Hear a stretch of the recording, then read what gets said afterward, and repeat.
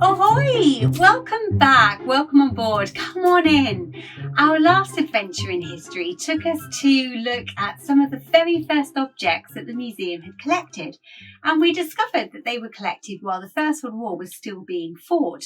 And that was because in the midst of a terrible war, it was felt that a museum should be created to tell the story of everyone that had made a contribution since 1914. So that when the museum opened, amongst those 150,000 first objects, every man or woman from across what was then known as Britain's empire, and even the stories of children and animals, would be represented in that very first collection. There would be something that showed the contribution that each had made to the war. All of these objects are your objects. We just look after them for you. And when it is safe to do so, you'll be able to come back to the museum and discover each object's story for yourself. Until then, you're at home, I'm at home, and here we are back on board my boat for our second adventure in history, looking at the trenches in the First World War. And our first object this week is rather small and fragile and quite surprising. It's a letter.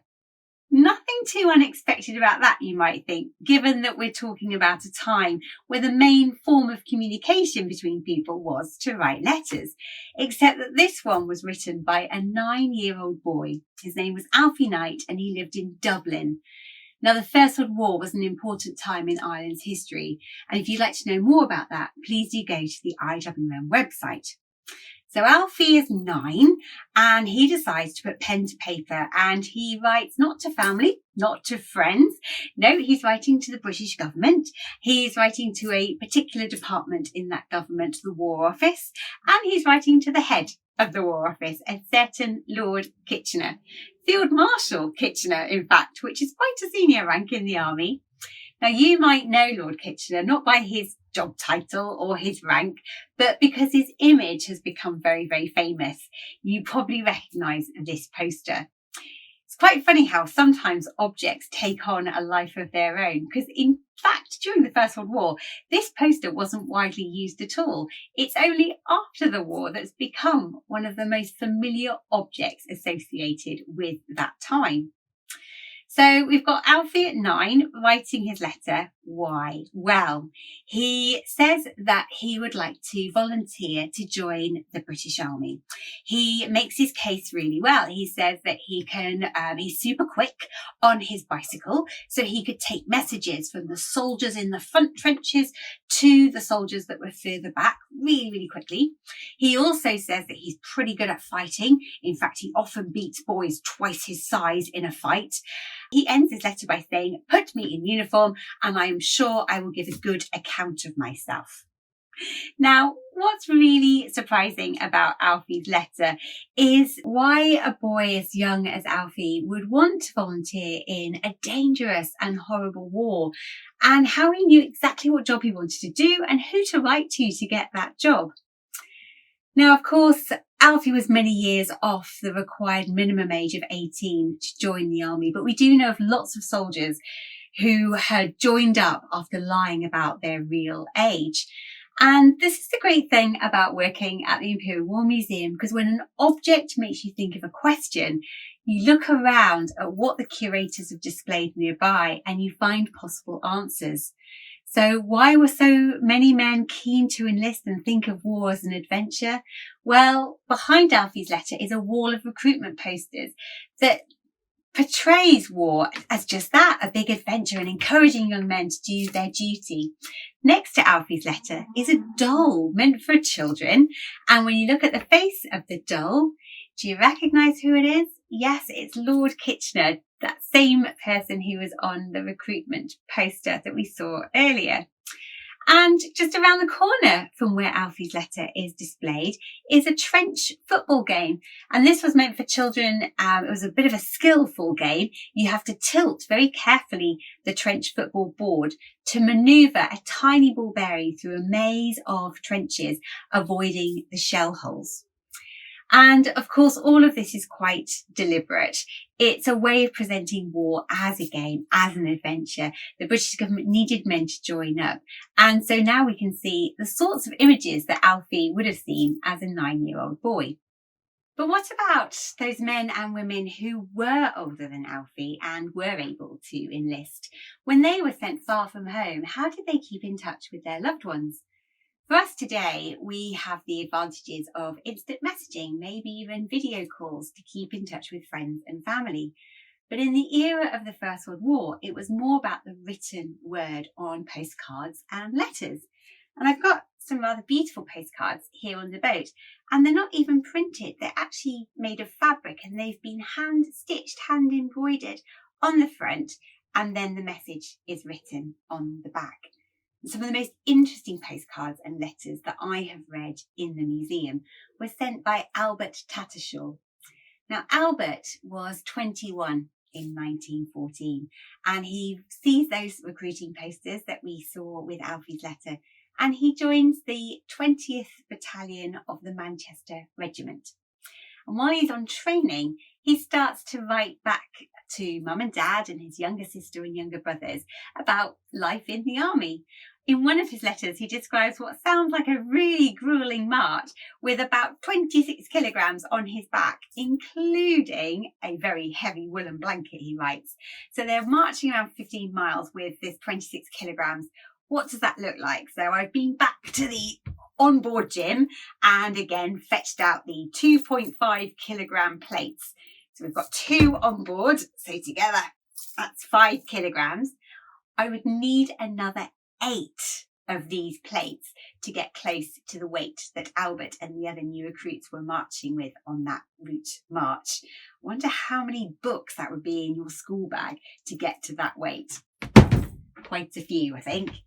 Once Albert is off to France, he continues to write home, and it's postcards sometimes asking for cigarettes. Men like Albert didn't realise the risks to their health of smoking, but he does ask for other home comforts as well. And then there's some slightly longer letters in which he describes playing cards or games of football that he's taken part in when the men are behind the lines, away from the front line fighting and having rest and recuperation time. He reassures his mum in another of those letters that he's getting a bath once a week. Just think of that the next time you complain about being ordered to have a shower.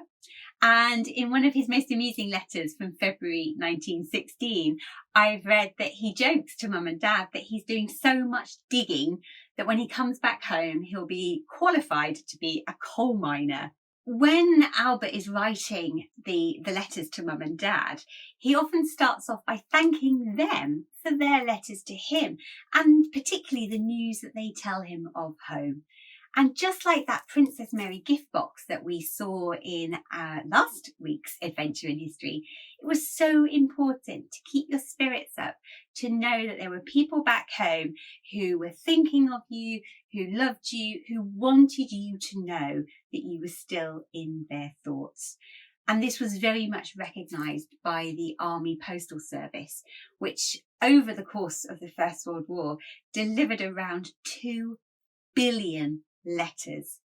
And at the museum, we have 7,500 separate collections of letters that we look after. But it wasn't just letters that were destined for those postal sacks and delivery to the fighting front. This photograph was also posted to a loved one. I wonder if together we can unlock some of its story. Look carefully. What can you see? What is shown in the photograph? Where might it have been taken? What's being worn? And is that some writing down in the bottom corner? What does it say? What we have here is a young woman sitting, looking straight out at us. Behind her is a painted background, and she's on rather a fancy chair that doesn't seem to match the sort of clothes that she's wearing. Do you know, it reminds me of those formal photographs at school. You know, normally in the summer term, the official photographer arrives and you're photographed on your own, or if you've got brothers and sisters, you're pictured together. And what about the writing that we notice? Can we read what that says? It's yours lovingly, Sis. So this is a formal photograph being sent from the woman to her brother. What about the clothes? What do we notice there? Starting at the top, there's quite a baggy hat, and there's long sleeved shirt or tunic, a tie being worn, and is that a badge on the tie? And she's also got some trousers on as well. These are all terrific details to notice, and they do help to unlock the story of this photograph. The woman looking right out at you is called Caroline Reynolds. She was born in 1899. That meant that when the First World War started in 1914, she was old enough to join one of 1 million women who were doing vital war work to support the First World War. If she was born in 1899, I wonder if you can work out how old she was in 1914. The brother, young Bill, as Caroline used to call him. So this photograph was being sent to him. He joined up into the Royal Marines. And so this picture was a vital link between sister and brother. But also Caroline herself, her job was a vital link between the effort in Britain on the home front and the efforts of the soldiers on the fighting front. And to work out what that job was, we need to return to those clothes, particularly those trousers. It's really difficult to imagine and quite easy to giggle at how shocking it would have been for a woman before the First World War to have been seen in trousers, let alone short enough to be seeing Caroline's ankle. Before the First World War, women were expected to wear long skirts, long dresses, but because of the work that Caroline and women like her were doing, trousers, thankfully, became much more acceptable clothes. Though we've got to remember, Caroline is not wearing her trousers for reasons of fashion, but reasons of safety. Caroline was a munitions worker. That means she was creating shells like this one. It's like a very large, heavy bullet. She was working with high explosive. So when she arrived at work at 7 a.m, she had to change out of her ordinary clothes and into her working overalls and those trousers, making sure nothing in her pockets could go into the factory and create a spark and a possible explosion. She's filling the shells with high explosives, and she's got to make 60 of these in a day. If she makes her 60, she gets a 5 shillings bonus. That's about 60 pence in today's money, quite a significant sum in those days. And Caroline was really proud of her quick fingers. She said normally in a day she'd make 65 of these shells and then help 2 or 3 of the other girls to make up their total. So they got their bonus as well. The work was tough. Remember, Caroline starting work at 7 a.m. in the morning, and she would work through until 7 p.m. at night, often falling asleep on the train home back to London Bridge. She would do 13 days in a row. You got the 14th day off, 1 day off, and then worked straight through for another 13 days for 12-hour shifts. If she was late, you were sent home. No days work, no days pay for that day. So really, really tough work. But let's look back at that photograph. I think Caroline is incredibly proud of the job that she is doing. She has chosen to be photographed in her work clothes. We noticed there was a badge in the middle of her tie. It says on war service. And this was showing that the work she was doing was vital to the war effort. And she was proud. And we know she's proud because we've unlocked a lot of her story by looking at the photograph, but it can't speak to us. But Caroline did.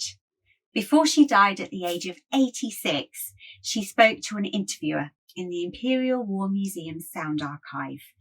She's one of 34,000 separate recordings of individuals who spoke about their war service and, more importantly, their thoughts and feelings about their earlier lives and how they were affected by war. I hope over the last 2 weeks of our adventures in history that you have learned a little bit more about the life of people in Britain during the First World War. Tune in this Friday to our social media channels for a First World War quiz to test your newfound knowledge.